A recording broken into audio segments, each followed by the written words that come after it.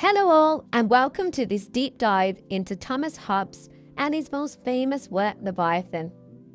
Today we'll explore one of the most influential political theories in history, how Hobbes saw human nature, why he believed in absolute government, and how his ideas still shape our world today.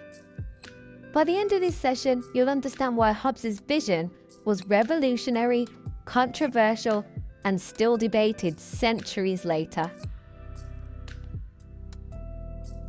To understand Hobbes' idea, we must first understand the man himself. Born in 1588 during the Spanish Armada crisis, Hobbes lived in a time of great political instability. He witnessed the English Civil War, a period of chaos that deeply influenced his thinking.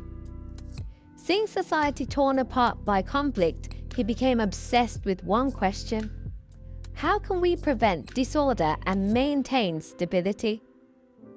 His answer came in 1651 with Leviathan, a book that laid out his belief in a strong, absolute ruler to keep society in check.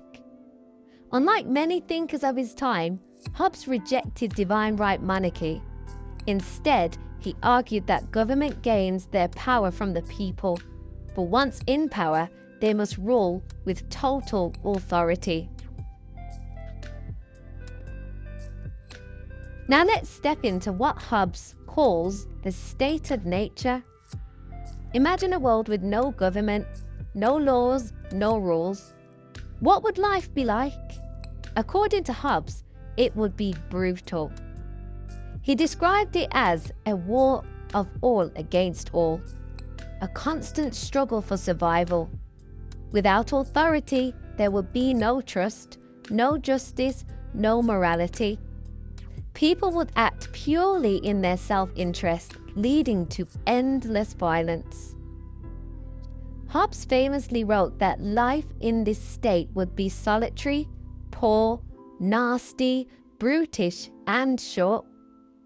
This bleak view of human nature led him to a key conclusion: to escape chaos, people must surrender some of their freedoms to a powerful authority.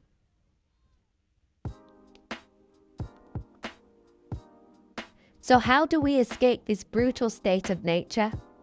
Hobbes proposed the idea of a social construct. People agree, either explicitly or implicitly, to give up certain freedoms in exchange for security and order. In other words, they hand over power to a sovereign, whether a king, a government, or a ruling body, in return for protection.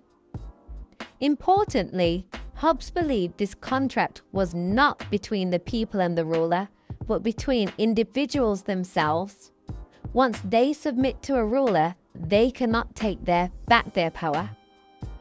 This is because in Hobbes' view, a weak government is just as bad as no government at all. And here we meet Leviathan, the all-powerful ruler Hobbes envisioned. This sovereign, whether a king or an assembly, must have absolute authority to maintain order. Why absolute power? Because if the government is weak, people will start questioning authority, leading back to chaos. Hobbes believed that only a powerful, centralized ruler could enforce laws, punish wrongdoers, and prevent civil war. The famous Leviathan frontispiece shows a ruler whose body is made up of tiny individuals, symbolizing that the ruler's power comes from the people's collective will. But once that power is given, it must be unquestioned.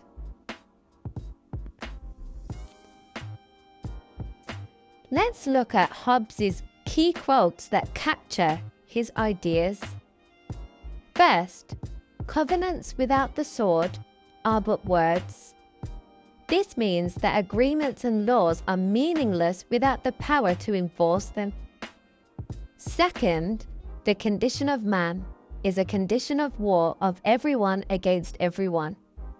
Here, Hobbes describes the natural state of humanity before government, endless conflict.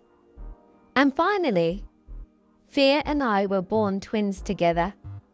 Hobbes himself admitted that fear shaped his thinking. He believed that people only seek peace because they fear the consequences of chaos. While Hobbes' ideas were groundbreaking, they weren't without criticism. Firstly, is he too pessimistic? Are humans really as selfish and violent as he suggests? Many philosophers, including John Locke, argued that people are capable of cooperation without needing absolute rule. Secondly, his argument gives the ruler too much power. What happens if the sovereign becomes a tyrant? Hobbes believed any ruler, even a harsh one, was better than anarchy. But this idea is deeply controversial. Finally, others like Rousseau took the idea of the social contract but argued for more democratic government rather than absolute rule.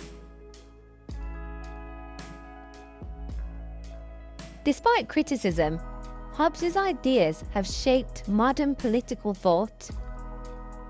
His theory of the social contract laid the foundation for constitutional government. His belief in a strong state influenced both democratic and authoritarian regimes.